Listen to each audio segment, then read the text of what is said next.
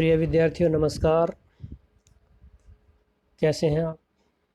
आशा करता हूं कि सभी स्वस्थ होंगे और कोरोना काल में भी आप अपने दैनिक कार्य, शिक्षा प्राप्ति घर पर ही कर रहे होंगे।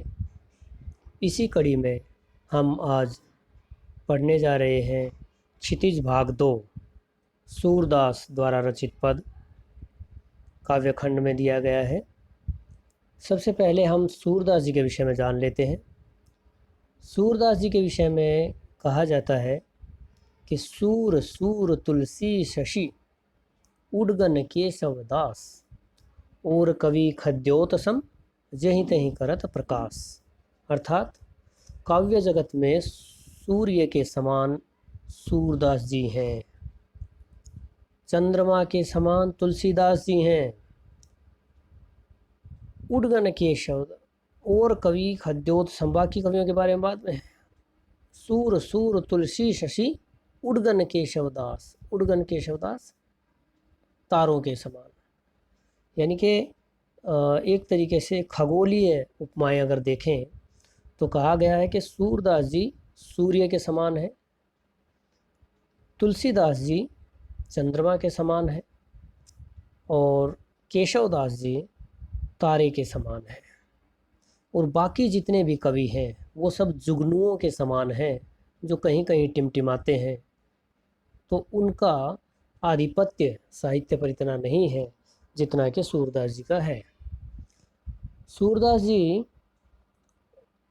भक्ति काल की कृष्ण भक्ति शाखा के सर्वश्रेष्ठ कवियों में माने जाते हैं। इनका जन्म सन 1478 में माना जाता है। दो मत हैं इनके जन्म के विषय में। कुछ साहित्यकार आलोचक मानते हैं कि इनका जन्म मथुरा के निकट रुनकता या रेणुका क्षेत्र में हुआ था, जबकि अधिकतर जो विद्वान मानते हैं वो मानते हैं उनका जन्म स्थान दिल्ली से जब आप मथुरा जाते हैं तो वल्लभगढ़ के पास एक जगह है सीही। उस सीही गांव जो आज भी है, कुछ अधिकतर विद्वानों का मानना ये है कि इनका जन्म सीही में हुआ था। महाप्रभु वल्लभाचार्य के शिष्य थे। महाप्रभु वल्लभाचार्य जो थे वो उनके ये शिष्य थे। साथ में उनके महाप्रभु वल्लभाचार्य के जो पुत्र थे गोसाई विट्ठलनाथ, उन्होंने एक अष्टछाप, अष्टछाप का शाब्दिक अर्थ होता है 8 छापें यानी कि मुद्राएं, लेकिन यहाँ अष्टछाप से मतलब है कि 8 कवियों का वो समूह जो कृष्ण भक्ति की कविताएं रचता था, उनके गीत बनाता था, गाता था, भक्ति करता था। तो वो सर्वश्रेष्ठ जो 8 कवि थे उनको अष्टछाप में रखा था, जिनमें कुंभनदास जो थे वो सबसे बड़े थे और चतुर्भुजदास जो थे वो सबसे छोटे थे। उनके अलावा भी सूरदास, नाभादास, चीत स्वामी, गोविंद स्वामी, कृष्णदास, नंददास, ये सब उसमें थे। तो विट्ठलनाथ जी ने जो अष्टछाप की स्थापना की उसमें 4 शिष्य अपने लिए और 4 शिष्य अपने पिता के लिए और अष्टछाप की स्थापना की। उन अष्टछाप के कवियों में भी सूरदास को सर्वश्रेष्ठ माना जाता है। अच्छा, इनके विषय में एक और किंवदंती है कि कुछ विद्वान मानते हैं कि ये जन्मांध थे और कुछ विद्वान मानते हैं, जिस प्रकार का इन्होंने वर्णन किया है जो वात्सल्य रस का, जो श्री कृष्ण की लीलाओं का, तो वो ये कहते हैं कि कोई अंधा व्यक्ति जो है वो इस प्रकार की रचनाएं नहीं कर सकता, क्योंकि ये सब चीज़ें कहीं ना कहीं उन्होंने देखी हैं, अनुभूत की हैं, तभी वो इस प्रकार का वर्णन कर पाए हैं। खैर, हम यहाँ इस विषय पर चर्चा नहीं करेंगे, बस ये मान के चलते हैं अधिकतर विद्वान के जन्मांध थे और इन्होंने कृष्ण भक्ति के द्वारा उनके विभिन्न रूपों का मन में जो है उनको प्रतिबिंब के रूप में, छाया चित्रों के रूप में देखा और उन्हीं का वर्णन अपने काव्य में किया। इनकी सन 1500 कुछ 80 में मानते हैं, कुछ 83 में मानते हैं। सन 1580 और 83 दो मत इनकी मृत्यु के विषय में भी है, लेकिन इतना निश्चित है कि पारसोली में इनका निधन माना जाता है कि पारसोली में इनका निधन हुआ। और मथुरा के वृंदावन के बीच गऊ घाट पर ये रहते थे और वहीं श्रीनाथ जी के मंदिर में भजन गायन करते थे। स्वर इनका काफ़ी मधुर था और गीत जो गाया करते थे वो आज भी इनके गीत गाए जाते हैं। अगर आप कई जगह पर सुने सूर के पद, आपने सुना होगा मैया मोरी मैं नहीं माखन खायो। कई बार आप सुनते हैं कि मैया मोरी मैं नहीं माखन खायो। इस प्रकार के गीत आज भी चलते हैं। खैर, इनके ग्रंथों में इनका सर्व प्रसिद्ध जो प्रमुख ग्रंथ है उसका नाम है सूर सागर, जिसमें 1 लाख के आसपास पद माने जाते हैं, जिसमें से 5,000 पद जो हैं वो कहते हैं कि कुछ और एक्स्ट्रा बाद में प्रक्षिप्त पदों के रूप में जोड़े गए हैं। खैर, हम ये मान के चलते हैं कि टोटल इन्होंने 1.25 लाख के आसपास पद लिखे हैं। सूर सारावली और क्या कहते हैं उसको, साहित्य लहरी, भ्रमर गीत, ये सब इनकी रचनाएं हैं। लेकिन सबसे ज़्यादा जो प्रसिद्ध रहा वो ग्रंथ वो सूर सागर ही है। खेती और पशुपालन वाले भारतीय समाज का दैनिक अंतरंग चित्र और मनुष्य के स्वाभाविक वृत्तियों का चित्रण सूर की कविता में मिलता है। सूर वात्सल्य और श्रृंगार के श्रेष्ठ कवि माने जाते हैं। वात्सल्य, वत्सल जो भाव होता है, माता की ममता होती है। वत्स माने होता है पुत्र, पुत्र के प्रति माँ का जो प्रेम होता है वो मातृत्व वाला भाव, उसे वत्सल भाव कहा जाता है। और ये वात्सल्य जो है श्रृंगार के साथ साथ इनके काव्य में श्रेष्ठ रूप से पाया जाता है। कृष्ण और गोपियों के प्रेम का सहज मानवीय प्रेम जो है वो इनके काव्य में है। सूर ने मानव प्रेम की गौरव गाथा के माध्यम से सामान्य मनुष्यों को हीनता बोध से मुक्त किया, उनमें जीने की ललक पैदा की। अच्छा, सूरदास जी जितना भी काव्य लिखे हैं, जितना भी उनके द्वारा रचना की गई है, उन सब में श्री कृष्ण जी की महिमा ही है। एक आध पद प्रक्षिप्त हो सकता है कोई छोटा हुआ, नहीं तो ज़्यादातर जो है वो, क्योंकि कृष्ण भक्त कवि थे तो अधिकतर जो ग्रंथ हैं इनके वो कृष्ण जी की सेवा में, भक्ति में ही लिखे हैं। और इनकी दास्य भाव की भक्ति और सख्य भाव की भक्ति मानी जाती है। उनकी कविता में ब्रज भाषा का निखरा हुआ रूप है। ब्रज भाषा ने अगर सही मायने में उन्नति की है तो वो सूरदास जी के काव्य में की है, और वह चली आ रही लोकगीतों की परंपरा की एक श्रेष्ठ कड़ी इनके काव्य में मिलती है।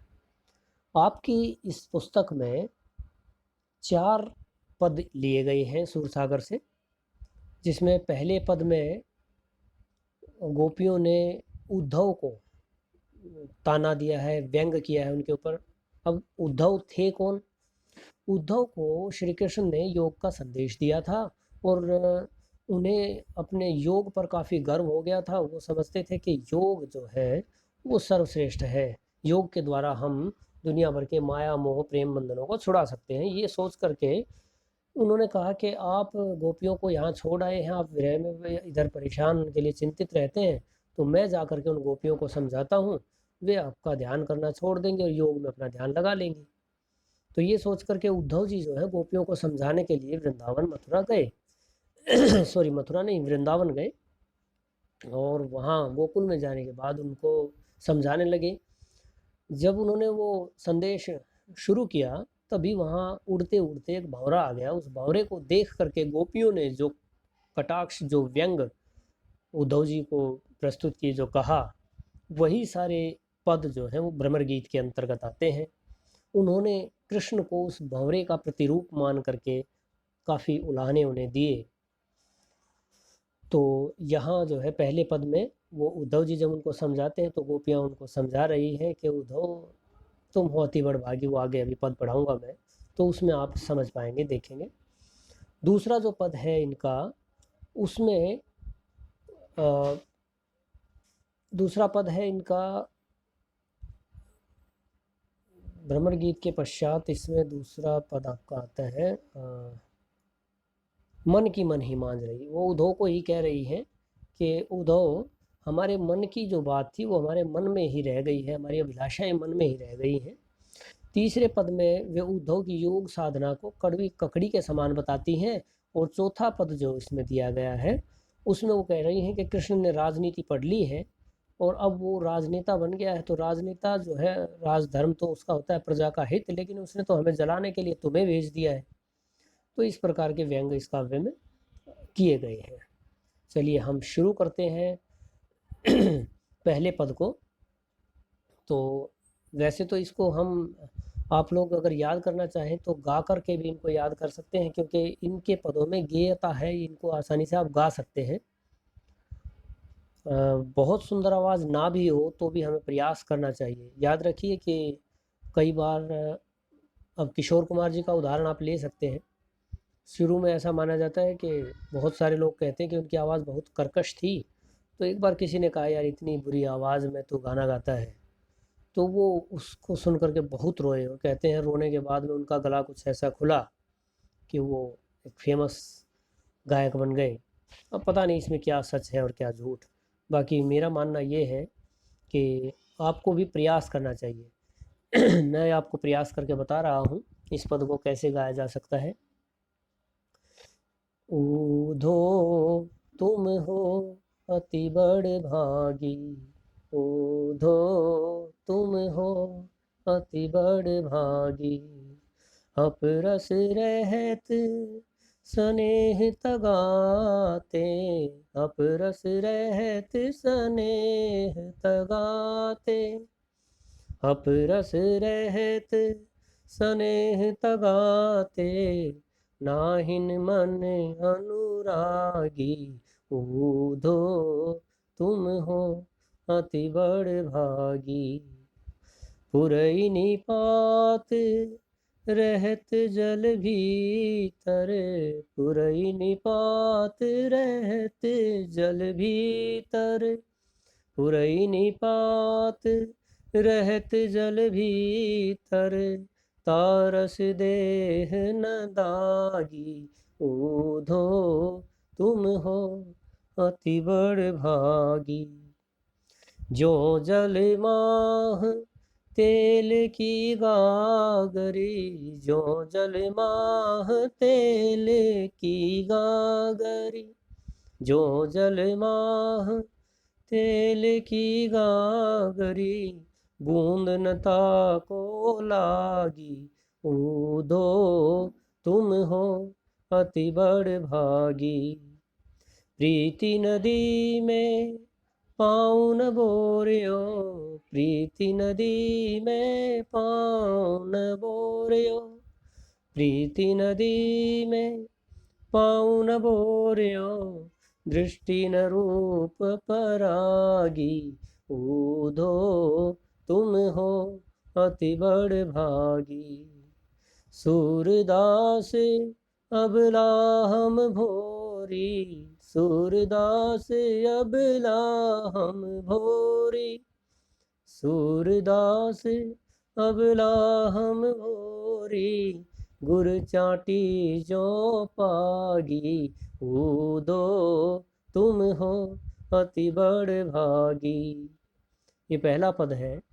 इसमें गोपियाँ कह रही हैं कि ऊधो तुम तो बड़े ही भागों वाले हो, बड़े भाग्यशाली हो। कैसे कि अपरस रहत स्नेह तगाते, तगा धागा, स्नेह प्रेम, कि प्रेम के धागे से तुम अछूते रह गए, ना ही मन अनुरागी, और ना ही तुम्हारे मन में उनके प्रति, किसके प्रति, कृष्ण के प्रति अनुराग यानी कि प्रेम पैदा हुआ है। पुरई निपात रहत जल भीतर, जिस प्रकार कमल का पत्ता पानी के अंदर रहता है फिर भी तारस देह न दागी, लेकिन उसके पत्ते के ऊपर पानी की एक बूंद तक नहीं टिक पाती, वो भीगता नहीं है, गीला नहीं होता है। ठीक उसी प्रकार से तुम कृष्ण के साथ रहे लेकिन उनके प्रेम में अनुरक्त नहीं हुए। जो जल माह तेल की गागरी, माह का मतलब है में, तेल की गागरी, गागरी मतलब मटकी, कहते हैं चिकना घड़ा, चिकने घड़े पे बूंद ठहरती नहीं है। उसी प्रकार का कि जो जल माह तेल की गागरी, तुम पानी में रहते हुए भी, इतने अथाह सागर प्रेम के पानी में रहते हुए भी तुम उस चिकने घड़े की तरह से रहे कि जिसके ऊपर पानी की एक बूंद तक नहीं ठहरती, बूंद न ताको लागी।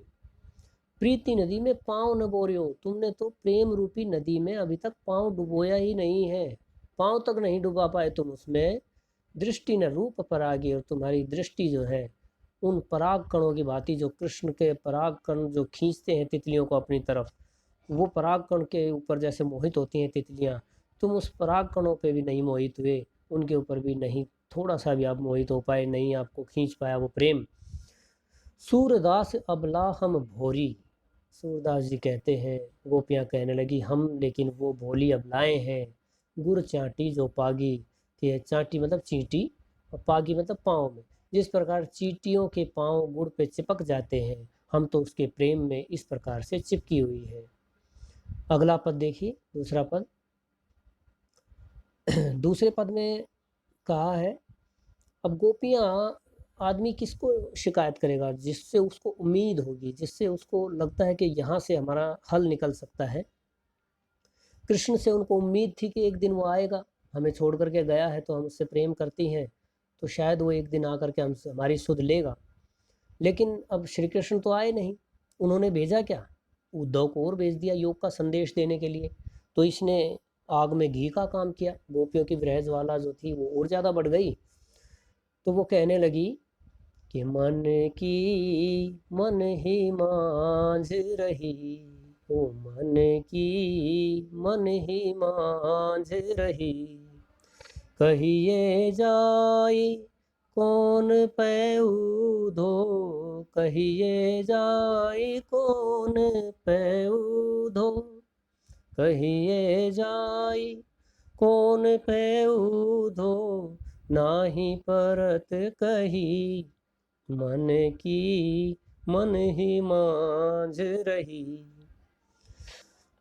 अवधि आधार आस आवन की, अवधि आधार आस आवन की, अवधि आधार आस आवन की, तन मन बिथा सही, मन की मन ही मांझ रही।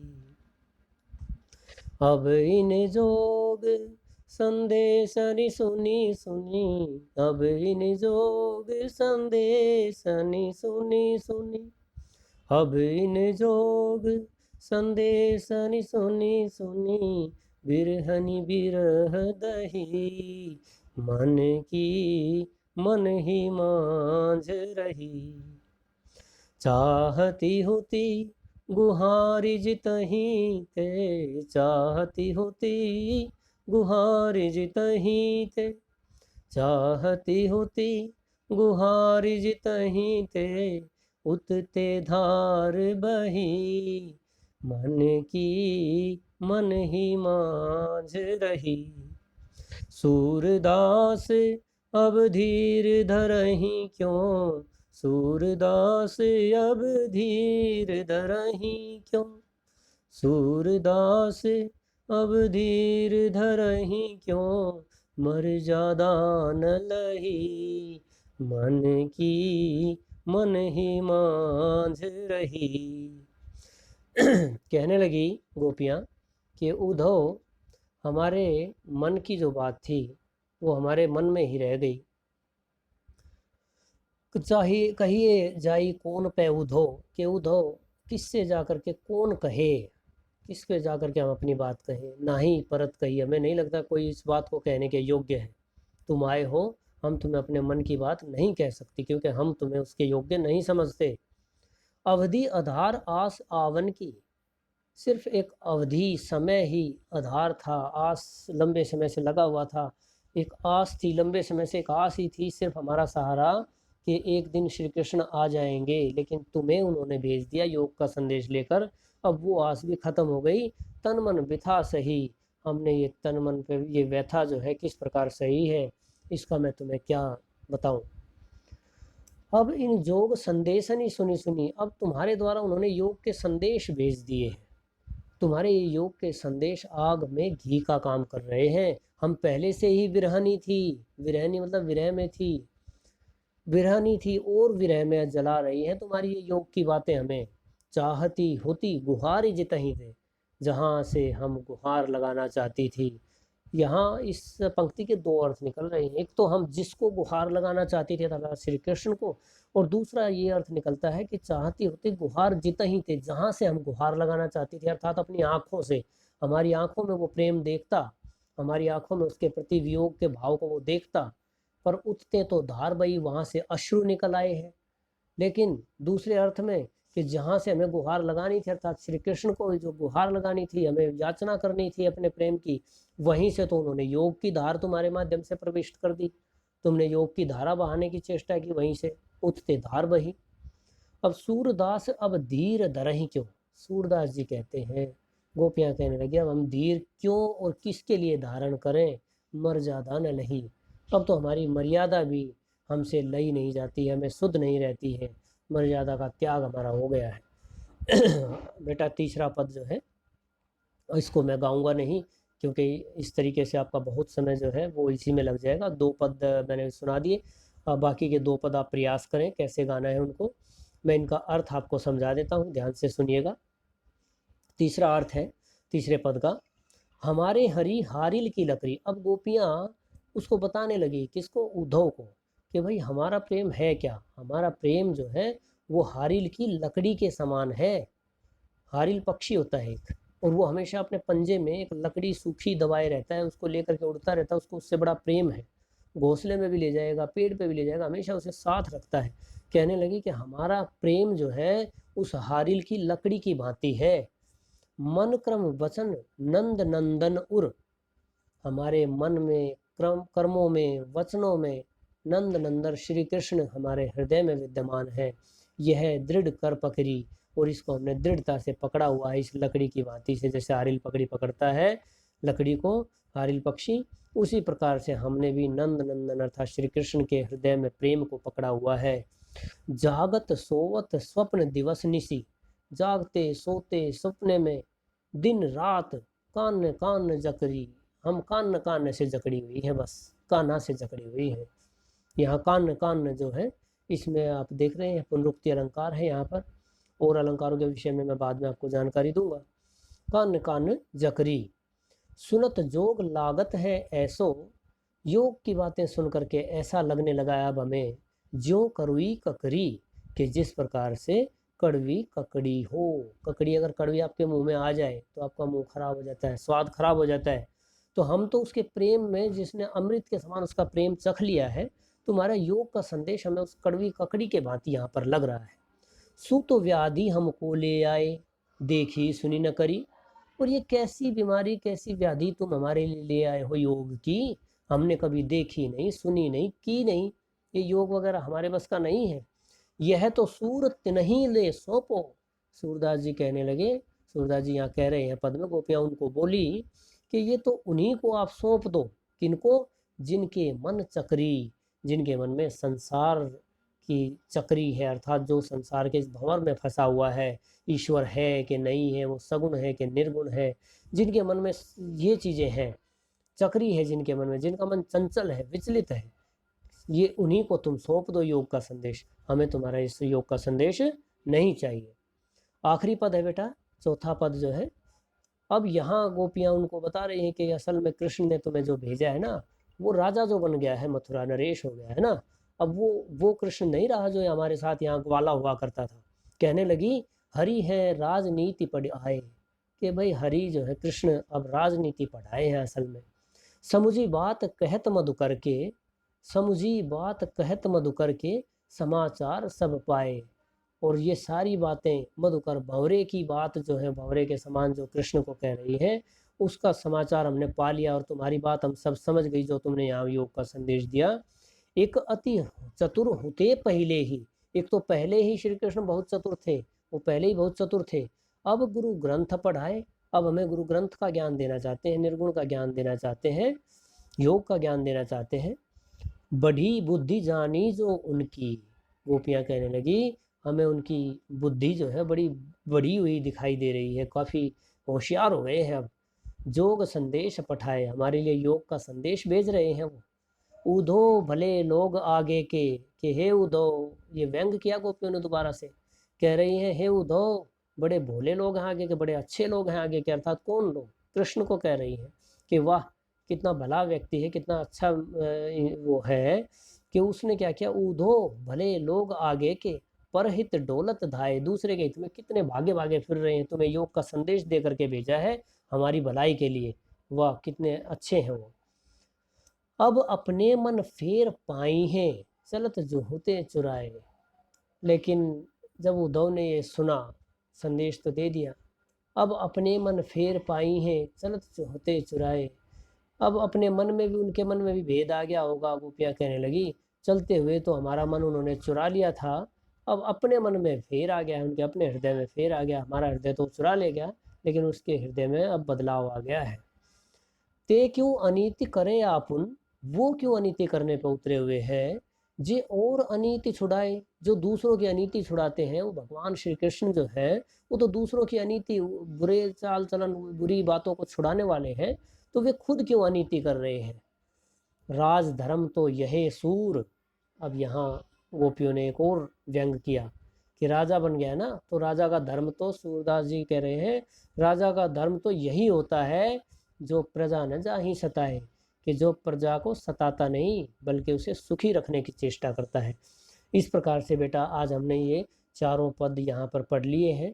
मैं आशा करता हूँ कि आप सबको समझ में आ गए होंगे। जिस बच्चे को समझ नहीं आया है वो बच्चा मुझे व्यक्तिगत रूप से भी फ़ोन करके पूछ सकता है, या कमेंट में लिख करके भी मुझसे पूछ सकता है। मैं प्रयास करूँगा कि उसकी जिज्ञासा को शांत कर सकूँ। आज के लिए हम अपनी क्लास को यहीं स्थगित करते हैं। इसके पश्चात अगली क्लास हम अगली क्लास में दोबारा से पढ़ेंगे। ठीक है, आज के लिए इतना ही है। धन्यवाद।